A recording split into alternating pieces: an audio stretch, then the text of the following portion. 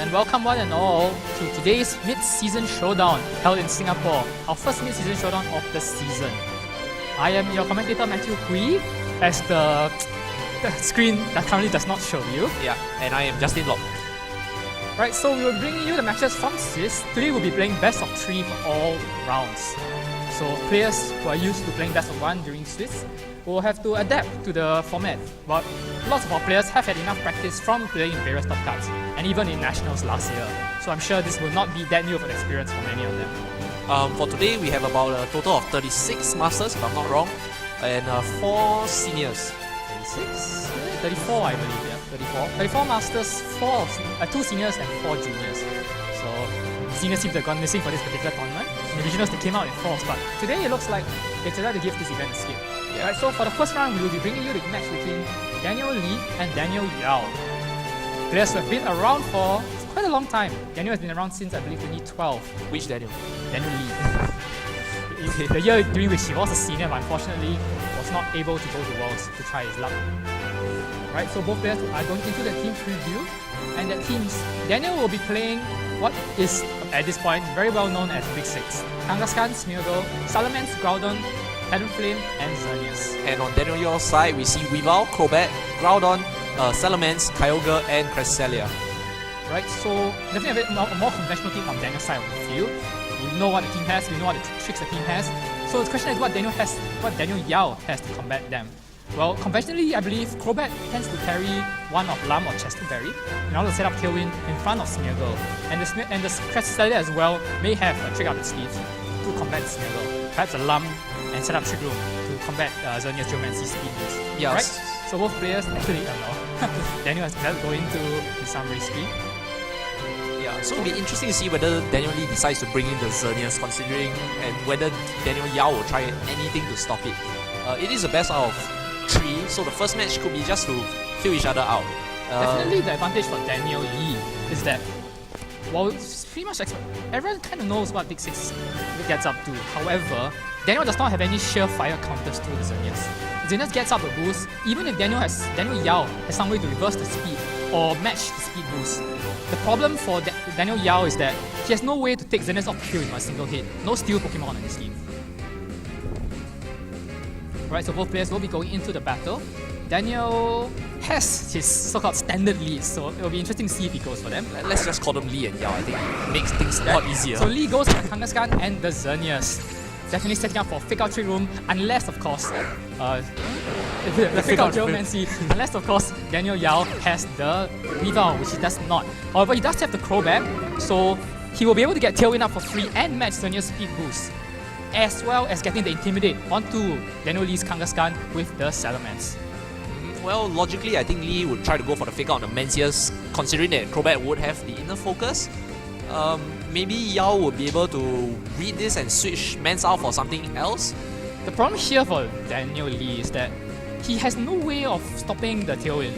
And the problem with that is that even if he gets the Geomancy this turn, which he should get if he goes for it, because he has Daniel Yao has no way to deny it, barring perhaps the Taunt from the Crobat, which is of course in play here, it's on the table, so it's option for Daniel Yao. But Daniel Yao's better option, of course, is to go for the Tailwind, which will make both his Salamence and the Crobat faster than the Xerneas, even after Geomancy. I think what Yao has to worry about is, how should I put it? Making sure that Crobat is doing enough damage, because if Crobat becomes his last Pokemon, or one of his last Pokemon, it could easily become an advantage for Lee. Because Crobat, typically don't carry much offensive moves aside from Super Fang. Right, so no switches coming up from either player. Kangaskhan does Mega Evolve, so both players staying in, and Mens evolve first. Yeah, Salamence has a faster base speed, and both Pokemon typically run max speed. So Kangaskhan does go for the fake out onto the Salamence, onto the Crobat. Daniel Lee, for somehow forgetting that Crobat carries inner focus. Yep, and free Yao move for get Mens. the Tailwind from the Crobat, and Salamence will get the attack as well. If he goes for the double H, he goes for the double H on the Kangaskhan. I was going to say if he hit the Xerneas, which would be a key player, it would be quite bad. However, even with that somewhat misplay, since Daniel Yao clearly assumed that whatever he attacked with Salamence wasn't going to do anything anyway, he does set himself up for the Super Fang plus double H play to finish off the Xerneas. Barring, of course, Daniel deciding to bring his own Salamence at the back, which can't Mega, because he really needs Intimidate here if his Xerneas wants to stay Yeah, and alive. his Kanga being at -1 attack, I don't think we'll be able to take out the Crobat at this range either. So he has to carefully consider how he wants to protect his Xerneas. Of course, Daniel Yao has considered the possibility of Daniel Lee just protecting his Xerneas. Yes. And going for a double there would be a terrible play. At the same time, the Kangaskhan is so nerfed that it's kind of safe to leave it alone. Yeah, and Lee sees that Kangaskhan is not contributing, switches in his Groudon instead. Groudon though, not the best Pokemon against Salamence, not able to hit it effectively with anything. Though of course, without Intimidate, Groudon does have Rock Slide as an option to do perhaps around 50%. I'm actually concerned about how Lee is going to preserve his Xerneas, considering it is... But Daniel Yao chooses to protect his Salamence. Interesting play, yeah, especially if the Xerneas does not choose to protect. Xerneas does not protect. So the Xerneas will eat the Super Fang and go down to 101 HP, but Dazzling Gleam should not KO the Crobat, being resistant to Fairy. Well, but now Lee has the option to run Rock Slide. It should be able to take out the Crobat, do a bit of damage to the Mans, and in terms of the speed tie, since Yao has Tailwind, so as in Daniel the Tailwind cancels out the speed boost that Yes, and Xerneas both has. Salamence and Crobat are naturally faster. Right, Xerneas does choose to protect this turn. And will Daniel Yao go for the double in this time? Goes for the Super Crobat Fang. goes for the Super Fang, but I don't believe Daniel Yao has option to finish off the Groudon. As he does go for the double actually into the Groudon. Groudon overheat and will miss the Salamence. Bit I unfortunate. am not entirely sure that would have KO'd. I Although don't think so. Salamence does tend to carry Naive. So perhaps in the sun, though that of course assumes a special spread from Daniel. Yeah, I doubt the overheat will have been able to take out the Mans, especially since it's a resisted heat, even though it is in the sun.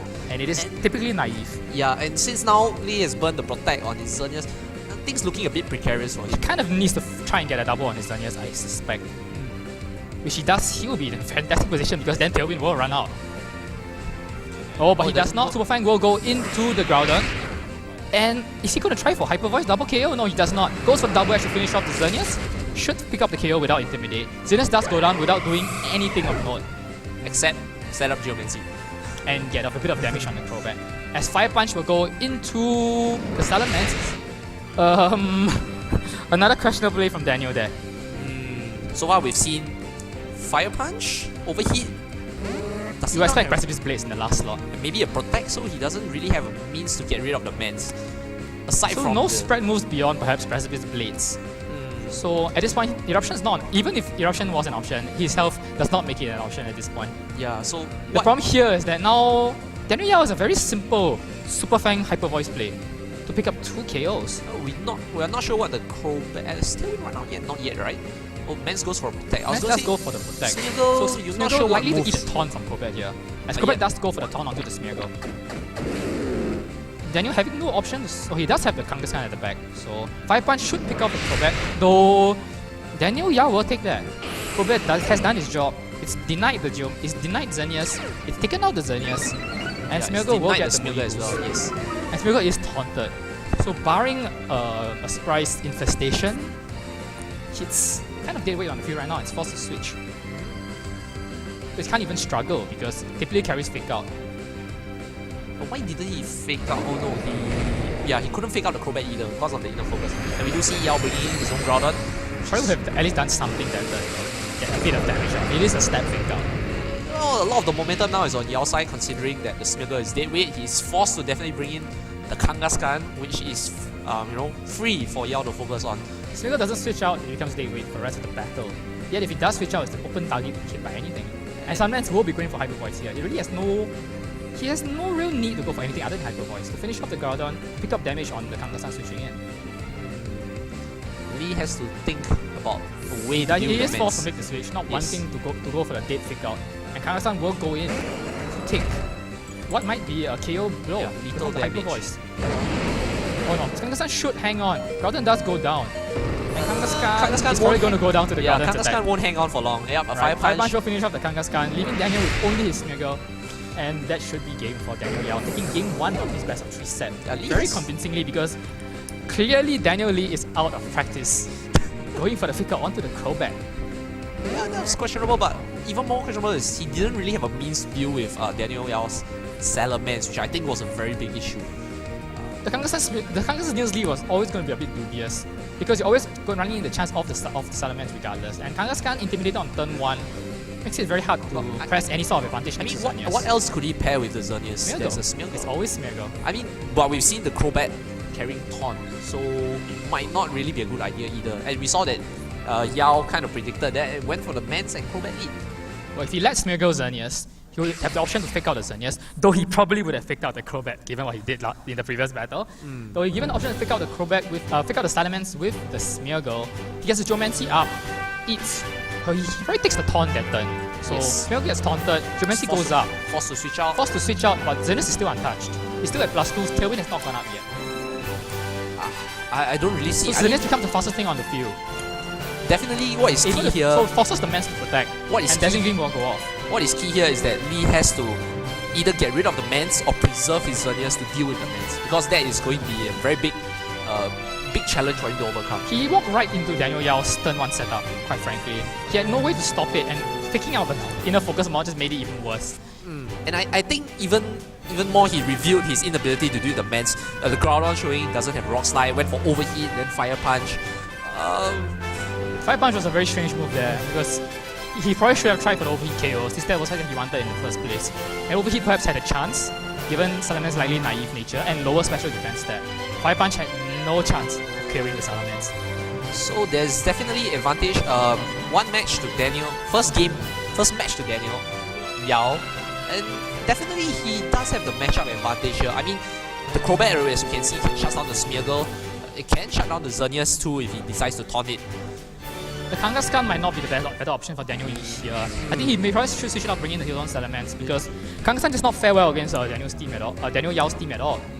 Whereas, unlike his own team, which carries Xerneas to handle Daniel Yao's Salamence, Daniel Yao has no BOA beyond perhaps the Weavile lead to handle his own Salamence, as he does lead with Salamence here, next to the Smeargle. But Daniel Yao does predict the Salamence coming in, goes for the Weavile. Though after they Intimidate, not going to be able to KO with Icicle Crash. Runs the risk of the flinch, of course, which Daniel Lee will not enjoy. Yeah, but definitely a lot more momentum on Daniel Yao's side. I mean, Smeargle can't really fake out the Crobat. Weavile has faster fake out, can't deny the Smeargle fake out. Although it doesn't have much offensive pressure though. Crobat only Super Fang. What do you think about Super Fang Icicle Crash? Do you think that would be enough to kill the Mance? More than enough.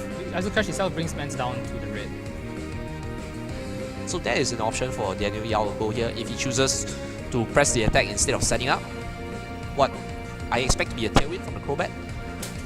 Crobat here has no real need for the Tailwind. Yeah. Probably wants to be taunting the Smeargle. Right, so Smeargle does switch out. But Salamence will probably staying in, so at the risk of taking the take out all the Icicle Crash from the Xerneas will come in a much friendlier position than it was in the previous game. If Daniel Yao does not match Daniel Lee's switch. Right, no more further switches. Xerneas will Mega Evolve and might be eating Icicle Crash here. I highly doubt Daniel Yao went for a double target. Well, fake out will go into the Smeargle slot. No, into the Salamence, in fact. As Crobat will go for the taunt onto the Smeargle. So Xerneas is now unable to Geomancy. So Daniel Yao actually getting a good catching a good switch in. Yeah, I mean, if it had been reversed instead, it wouldn't have been so bad, I feel. But now the Xerneas not able to Geomancy, I think just forced to attack. Not really in a good position. Crobat definitely now free to set with Tailwind if he so desires. Though here, beyond the obvious Super Fang from the Crobat, Xerneas does not have that much to fear from the rest of the team. I mean, even Weavile's knockoff is not going to matter because Xerneas is taunted anyway. He can't Geomancy anyway. At this point, maybe Daniel want to consider sending his Mance back, trying to preserve it instead. No, Crobat will go for the free Tailwind, so no protects probably either. Going for the Icicle Crash here. No protects either. Right? Well, actually, Weavile reveals himself to be slower. And Crobat will eat the double edge at full health, will take that hit, go down into the red, as Icicle Crash will go onto the Salamence. Should take it out. She goes into the Salamence, and after the double edge required, will take it out. So if Xerneas should be able to match the KO here if he goes for the Dazzling Gleam, which he does. Right, so Weavile should hang on with his Focus Sash as we expect it to hold, barring a surprise King's Rock. Right, Weavile does have the Focus Sash. So Daniel matching the KO with his own. Though Crobat being a support Pokemon is not going to hurt Daniel Yao as much as the loss of Salamence is going to hurt Daniel Lee. But now we could see the Tailwind coming into play here for Daniel Yao, considering the Xerneas is unable, didn't get out the Geomancy, could be at the mercy of whatever comes in. But at this point, the problem here is that because Weavile has been intimidated, I don't think he can bring down the Xerneas in a single hit, especially with Follow Me in play here. Yeah, well, now the unknown factor of Smeargle comes in. And the danger of double into Xerneas is that you don't want to leave yourself open to the Dark Void. And if you double into Xerneas, there's no guarantee you even get the KO on the Xerneas. And that would be disastrous. If he doubles into Xerneas, doesn't get the KO, and eats a Dark Void, that could be game for him. Actually, I kind of hope Daniel maybe has a fake out. That would be more helpful, I think, than a Dark Void here. Yes, definitely. Fake out into The finish Mans. off the Weavile, in fact. Oh, he does? He does go for the fake out into the Weavile, will finish it off. And Mans did not protect, and he's going to go get KO'd by Xerneas. Oh yeah, now since he's taking single target, I think... Actually goes for double dash into the Smeargle, which will hang on with his sash. And it doesn't matter, actually. A Dazzling Gleam, well, I suppose Simon's... and naive, Salamence does not actually hang on to a Dazzling Gleam from neutral. And then especially now, super effective, Fairy Aura boosted, single target. With the recoil. Yeah. Salamence had no chance of hanging on. And Daniel is forced to his last Pokemon. With Smeargle, not taunted. Oh, accuracy, okay. Oh, speed fell. Yeah, and Xerneas taunt wall off as well. I guess what Yao has for him is that he has 2 more turns of Tailwind. The Groudon's going to come in here, but Passive Blitz cannot KO. But the advantage here is that even if Groudon is a slow Groudon, Smeargle's speed just fell as well. Yeah. So he does dodge the bullet on getting Dark Voided for free. If he is running a slow I do expect the Groudon to be faster than Xerneas as well, since there's, I think, 2 more turns of Tailwind up. Well, I think it will come down to what Daniel has at the back once the Smeargle Groudon goes is still down. going to eat 2 Moonblasts for his trouble. We should do around half. And that's assuming, of course, Passive Blades lands. Oh, Xerneas goes for the protect here, not wanting to eat free damage. Reveals the King Shield. Trying to stall out the Trick Room. Trick Room. Trick Room Tailwind, sorry. Passive Blades will go into the double protect. As Smeargle fishes for yet another body boost, gets defense. At 1 HP, not going to miss. Unfortunately, loses evasiveness as well. Now, Passive Blades cannot miss. Actually, Justin Tailwind already ran out. Really? Oh, okay. Well, then now he can be able to get the Dark Void off? No, right? Speed drop from His speed Smeargle, drop right? from Yep. That's really unfortunate. Yep, and Precipitate Blades hits Smeargle, hits the Xerneas as well. We'll actually bring it down below half, so Daniel Yao knows that another Passive Blades will finish the job. And he goes for Geomancy. I suppose 2 Moonblasts and a Geomancy Moonblast are the same thing, so... That is true. This way, well, I suppose he does. In the case of Daniel first carrying a special fire attack, this way he dodges the chance that Daniel Yao will go for the safer attack of a special fire attack to finish off Xerneas. Yeah, so it's all down to what Lee has as his last Pokemon here. That Tailwind just ran out. And if it's Talon Flame, this could be an interesting finish. It's actually his own Groudon. Huh. I think it's pretty This could be a speed die here. It could come down to a speed die. Though, of course, Daniel Lee does not fear a 1-hit KO on his own Groudon at this point. Yeah, I mean, the Precipitate is only going to do 75% because of the spread. Yep. Xerneas guaranteed to at least get off damage before going down as well. So Lee looks in a pretty good position. We've seen that Daniel Lee is running a special Groudon. And Earth Power is more than enough to finish off Daniel Yao's Groudon. But, well, Fire Punch, we saw Fire Punch Moonblast overhit. goes into right. And Groudon avoids. So no chance of critical hit for Daniel Lee. Daniel Lee should be picking up the KO with his own Groudon. I'm not sure he carries Earth Power though. We saw the Fire Punch overheat Precipitate Blades. But he could just go for Fire Punch at this point. Goes for Precipitate and he hits. Dangerous play from Daniel Lee, but it pays off. We'll pick up the KO. And I believe there was a speed tie between 2 Jolly Groudons. Okay. Alright, so we are 1-1 in this set. Daniel Lee making an adjustment that didn't really pay off actually, but working out because Daniel Yao got stuck in running too many support Pokemon at the start. Yeah, he let what? The Weavile? Yeah, you could... Once intimidated, Weavile's value drops a lot. I could say what the first game worked for Yao because the Crobat was paired with the Mans, which was able to finish off weakened targets that Crobat had pinned down with Super Fang. Once that wasn't the case in game 2. Weavile just didn't have enough firepower, especially being intimidated as you pointed out. And well, Lee also adjusted quite well. I think he didn't bring the Kangaskhan this time. Yes, he recognized that the Kangaskhan had no value in this matchup because he getting intimidated, didn't really do that much damage to the rest of Yao's team. And well, I think Lee also played quite well. He recognized the Crobat having the taunt, switched out the Smeargle, although it didn't really work out in the end because the taunt landing on the Xerneas was equally bad. Crucial actually. If Daniel had been able to get a Geomancy up there, it would have been game for Yao. Alright, so this will be the deciding game of this set. Game 3. Both players know what they have to make no adjustments they have to make. As Groudon and Xerneas, Salamence and Xerneas hit the field for Daniel Lee. Interesting mix-up though. Intimidate plus Xerneas. Whereas Crobat and Salamence will hit the field for Daniel Yao's side. Now the question is, do any of the Mancers carry a Dragon attack? I believe that's the standard is Draco Meteor. Whether or not both players want to chance the speed tie is another matter altogether. And Daniel Lee has already missed one 90% accurate attack, so... He has? Overheat. Oh, right. First game. That's what I was thinking, his Precipitate hit. So, well, Xerneas is free to set up here. Clearly playing with fire there, because as pointed out, I think Daniel Lee could have made do with the fire punch with that amount of HP left. But I suppose he couldn't be sure that the opposing Groudon was not bulky. If it was bulky, he would have taken less than half from Moonblast. And he could have spelled disaster for him. And especially since, he was one game behind, he didn't want to take the risk. Yes. Well, Precipitate was more risky, but... Because the thing here now, another crucial point there is that Daniel Yao probably won the speed tie, but Daniel Lee is the one who knows that he has his own max speed Groudon. So Daniel Lee is the one who knows that it is a speed tie. Whereas Daniel Yao, right now, will be under the impression that he is running a faster Groudon. Okay, that is true. And yeah, I mean, Yao didn't get any information since his own Precipitate missed. Yeah, and his own Precipitate and he couldn't see how much damage he can get. That's true. Daniel Lee operating with the information advantage regarding the Groudons, one of which is on the field right now. Both Salamence will Mega Evolve, and no Protects coming out. I think we are going to see the Draco Meteor speed tie. Well, Super Fang onto the Xerneas. Draco Meteor, yeah. Daniel Yao will land the Draco Meteor.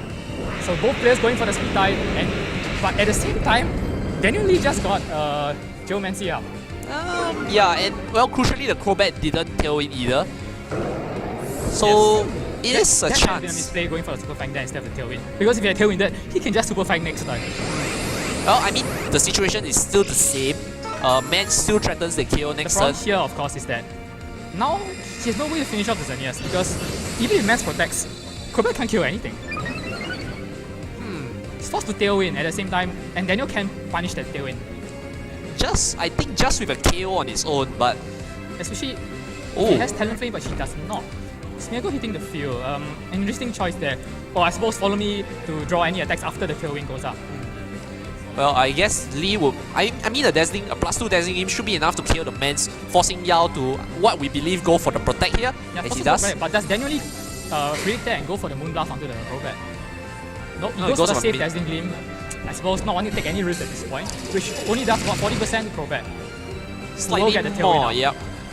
However, Smeargle is on the field now to protect the Xerneas with Follow Me. And Smeargle actually goes for the Dark Void. Right, Dark Void will put Crobat to sleep, barring the Lung Berry, I believe it carries. So Crobat should be waking up with its berry, since we did not see a Citrus Berry. Yep, there is the berry, so Crobat will wake up. Though at the same time, he's still probably going to be trading the Salamence for the Xerneas. Indeed. Well, at least now the Smeargle is able to press the Follow Me if he does have that move. Xerneas... And yeah, there's no way for Xerneas to fall this turn if Smeargle does have the Follow Me. The Super Fang will hit first, the Double Edge will finish it off. Yeah, and if Super Fang misses, then Smeargle actually will hang around. Yeah, and I mean, even if he decides to go for Hyper Voice, Xerneas has a +2 special defense, so it's not going down to that either. So this will go down to anything Xerneas presses this turn. So Super Fang plus Hyper Voice probably what he wants to go for. To get at least a bit of damage on Xerneas as well, since Smeargle is going to fall to anything. Did we see what boost Smeargle got last turn? Special defense boost and accuracy drop. He does not want to go for Hyper Voice. Yeah, but well, Lee is down one Pokemon. Yao still has 2 more at the back. What we believe, I think Groudon. Well. Yeah, Tailwind is up. Oh, I didn't count the turns though. This is first turn. Crobat only just Tailwinded. Okay. Well, I mean, we do expect Groudon at the back for Daniel Yao. What else? He's going for the Protect. And Super Fang is going into the Xerneas and Double Edge also into the Xerneas and will get the Dark Void and will land on at least one Pokemon. This turn could change everything. Yeah, I mean, we'll see if the accuracy drop. Oh, Crobat avoids the attack, but puts Salamence to sleep. I think that was quite crucial. Yes, that was a crucial, definitely. Smeargle Moody Boost will give it special attack, no use here, and its attack will fall. So it retains the special defense it got. Yeah, but I mean, well, you can argue the Crobat could now taunt the Smeargle, but crucially the Xerneas can't go down this turn either. Yes. And it's free to go for another Dark Void. I suppose it could follow me to Super Fang if it wants to. I mean, so Super Fang onto Xerneas at this point, it's not going to matter. I mean, at this point... Yeah, Xerneas is going to go down to any straight hit from Groudon or Salamence at this point. Lee should just withdraw his Smeargle and Precision. Salamence, I'm not sure. Oh, takes in the Groudon. Groudon is going to be taking free damage and he'll be putting it in KO range for Moonblast next turn. And he is running out of tailwind turns. I believe this is the second turn. This is the third turn of tailwind. This turn, as we are witnessing. Okay. He's gonna eat a free Dazzling Gleam, but switching Groudon in might not have been the best I think play. Crobat should still be able to hang on though. Yeah. Oh, yep, we do see the follow me. Away the Super Fang, probably. And Not goes the for the taunt. taunt, actually. So, lack of follow me not going to bother Xerneas that much. So let's go for the Dazzling Gleam. Should not pick up the KO on Crobat, crucially. Daniel does not want Crobat dead. Daniel wants Crobat on the field. Yeah, I mean, crucially... Critical special defense goes into monstrous proportions. Smeargle being dead weight now is going to be a problem for Daniel. Maybe Lee wants to consider switching out? Does he really? His He Smeargle does is not want to switch taunted. his Groudon into a Precipice Blades. Yeah, but his Smeargle is taunted, This is the so last he wants to round tailwind. sacrifice. He does want to sacrifice his Smeargle then. But the problem here is that if Crobat goes for Super Fang, Oh, he goes. Yeah, he switches dear, out. this could be a very bad turn for Daniel Lee. Or actually goes for Truth Yep, is his Groudon. Groudon. So Groudon's going to be eating a Precipice Blades for free. Could actually go down if Daniel Yao chooses to double target into that Yeah, slot. with Super Fang, with the help of Super Fang. And he really has no reason not to double target into that slot. And Xerneas will protect stall the last turn of Tailwind, but this could play out badly. Super Fang does go into the Groudon slot, and Daniel Lee now needs the miss from Precipice Blades, which he does not get. Yep. Precipice will bring down his own Groudon and leave him with Smeargle and Xerneas, and half health Xerneas for that.